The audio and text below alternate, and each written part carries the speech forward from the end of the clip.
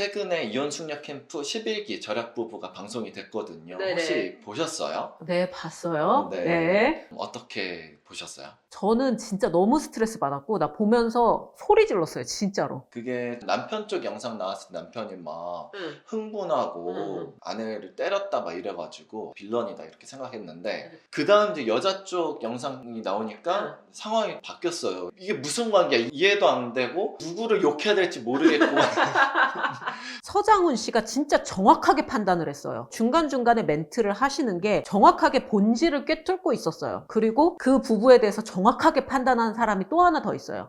아이가 뭐라고 얘기하냐면 둘 다 똑같다고 얘기했어요. 제가 봤을 땐 둘 다 똑같아요. 기질적으로 분석을 해보면 어떨까요? 남편분은 정보형이랑 열정형이 섞여 있어요. 정보형은 말 그대로 궁금한 것도 많고 좋게 말하면 평화주의자예요. 이게 나쁘게 말하면 뭐냐면 우유부단하고 우물쭈물하고 잘 미룬다는 얘기예요. 와이프 하는 얘기 중에 그게 있어요. 너 맨날 미루잖아. 그게 이 정보형의 가장 큰 단점이거든요. 자기가 감당이 안 되면 외면하고 밀어버려요. 그리고 정보형 같은 경우에는 자기한테 불리하겠다 싶으면은 본능적으로 거짓말을 해요.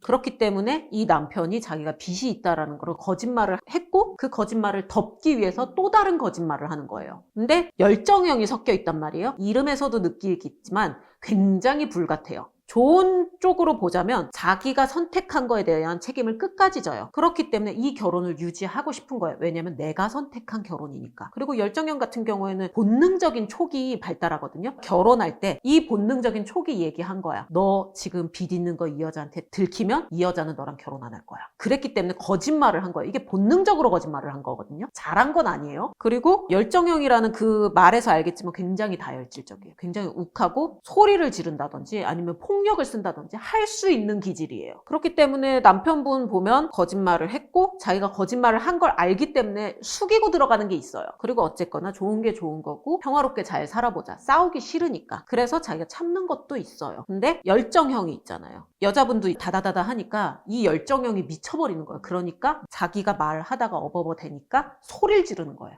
하지 말라고! 이러면서. 근데 이 열정형이 감정적으로 나갔는데 아내는 되게 차분하게 얘기하거든요. 그럼 여기서 또 미치는 거예요. 그러니까 손이 나가는 거예요. 물론 폭력이 잘 됐다는 얘기는 아니에요. 아내 쪽은 어때요? 아내 쪽은 현실형이랑 정보형이랑 섞여 있어요. 이 현실형 같은 경우는 굉장히 생활력도 강하고요. 계획적이고 체계적인 업무도 되게 잘하고요. 그리고 꼼꼼해요. 이게 장점이고 단점은 돈에 대한 집착이 굉장히 강해요. 그렇기 때문에 와이프가 진짜 화가 난 이유는 빚이 있는 것도 있는 건데 내가 모아놓은 돈을 다 가져갔잖아. 현실형한테 제일 중요한 건 돈인데 이 돈을 내가 쓴 게 아니라 여기다 써버렸잖아요. 그러니까는 이 모든 분노가 남편한테 가는 거예요. 이게 어떻게 나오냐? 계속 말로 나오는 거예요. 그 아내는 왜 남편의 빚을 갚아줬어요? 이건 사랑 때문은 아닌 거예요? 진짜 냉정하게 얘기하면 시선.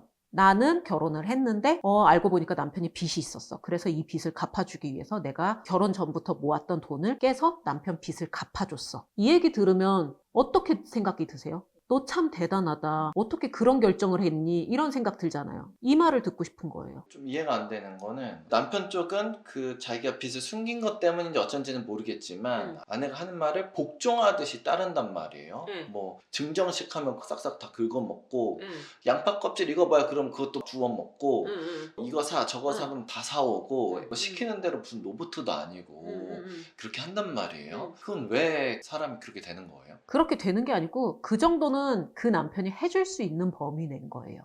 그 남편의 기질로 봤을 때 그 정도는 해줄 수 있는 범위 낸 거예요. 기분이 나쁘지만 내가 이걸 한번 참으면 얘랑 안 싸우잖아요. 근데 정보영이 하기가 싫잖아. 그러니까 대충 하는 거예요. 그래서 보면 와이프가 그 얘기를 해요. 한 번 얘기할 때 제대로 알아듣지 않고 그냥 너 하기 싫은 거 억지로 하는 거 티난다고 막 이렇게 얘기하잖아요. 정확해요. 억지로 하는 건 맞아요. 정보영이 하기 싫은 거예요. 뒤에 있는 열정형은 그 정도 내가 해줄게 이거예요. 들어야 돼. 복종해야 돼 이게 아니고 위에서 내려다보는 거. 그 정도 내가 해줄게 이건 거예요. 그러니까 왜 그렇게까지 해주려고 하는 거예요? 왜냐면 자기가 선택한 결혼이잖아요. 내가 선택한 결혼이잖아요. 열정형들이 어떤 게 있냐면 내가 선택한 거는 끝까지 내가 책임을 져야 된다라는 그게 있어요. 굉장히 강하게. 그렇기 때문에 이게 망가지면 내 목표가 깨지는 거잖아요. 열정형들은 그런 거 되게 싫어하거든. 내가 선택했기 때문에 내가 끝까지 책임을 져야 된다라는 생각이 굉장히 강해요. 그 아내 쪽은 계속 이혼을 하고 싶은데 안 해준다고 주장을 하잖아요.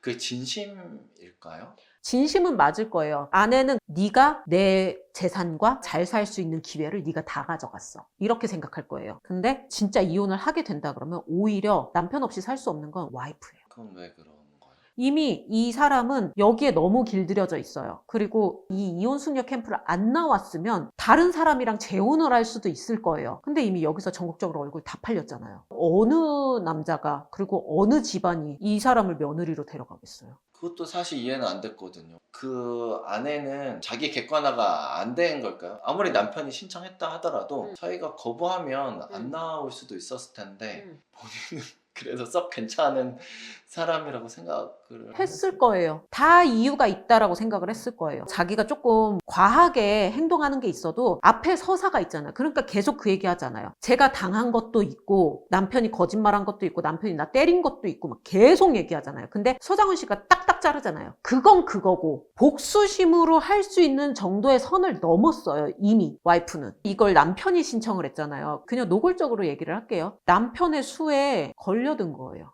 와이프가. 남편은 이 이혼 숙녀 캠프를 나가서 잃을 게 없어요. PD님도 그 얘기 하잖아요. 처음에 남편 거 나왔을 때는 와 되게 나쁜 놈이다 이랬는데 와이프 영상 계속 나오면서 사람이 그렇게 된다니까요. 야 나라도 때렸겠다. 이 소리가 나와요. 남편이 그걸 몰랐을 것 같아요? 알고 신청한 거예요. 나는 그렇게 생각해요. 그게 사실은 완전 소름 돋는데요. 왜냐면 남자가 약간 아내의 말에 되게 순응하듯이 복종하는 어떤 행동들이 바보가 아닌 이상 저걸 당하고 있다고 이렇게 생각이 들었거든요. 근데 바보가 아닌 거예요. 이 남편분의 기질 같은 경우에는 특히 이 열정형 같은 경우에는 모든 선택을 절대적으로 자기한테 유리한 선택을 해요. 그게 본능이에요. 자기 자신이 제일 중요한 기질이기 때문에 본능적으로 자신한테 제일 유리한 선택을 해요. 난 와이프가 신청한 줄 알았어요. 근데 남편이 신청했다? 그럼 이게 나한테 유리하기 때문에 신청한 거예요. 잘 돼서 이혼을 안 하면 자기 원래 목적대로 달성이 되는 거고 잘 안 돼서 이혼을 하더라도 자기는 잃을 게 없는 거예요. 문제는 이제 와이프예요. 와이프가 철이 없었어요.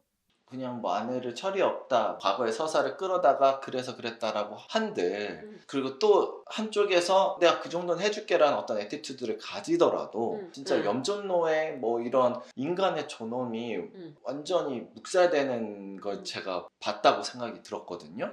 그건 어떻게 그렇게 할 수가 있는 거예요? 애가 있잖아요.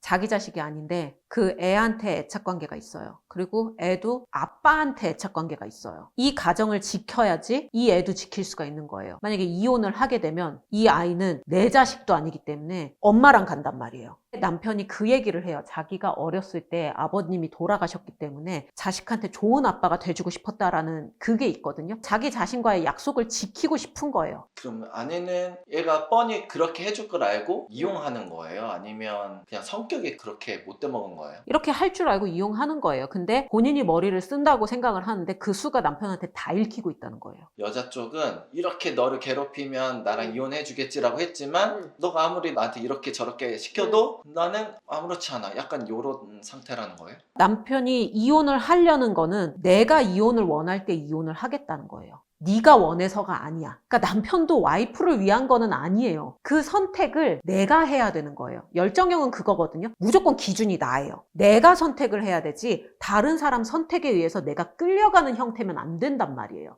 무슨 말인지 알겠어요?